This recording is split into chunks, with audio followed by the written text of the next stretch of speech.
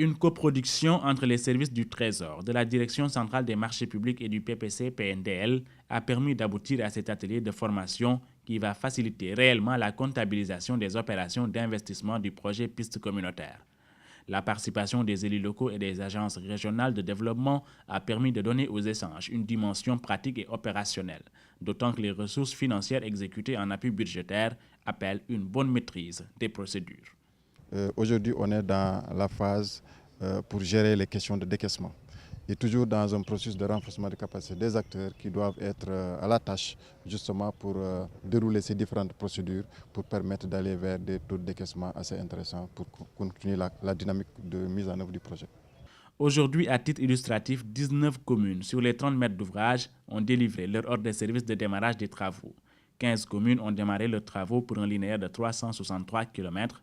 La diligence souhaitée est imprimée dans la mise en œuvre des activités et impose une compréhension commune des outils et instruments de travail. Il s'agira également de voir l'instruction comptable qui est chargée également de prendre en compte le traitement de la TVA, mais en dernier lieu également les modifications qui sont intervenues dans le cadre du Code des marchés publics et qui ont été intégrées également dans la manuel de procédure financière. Cet atelier constitue surtout pour les élus locaux et les receveurs départementaux une opportunité pour bonifier leurs capacités dans un domaine complexe et dynamique, mais aussi pour les techniciens une source d'enrichissement et de croisement de leur expérience plurielle dans le domaine de la comptabilité et des marchés publics.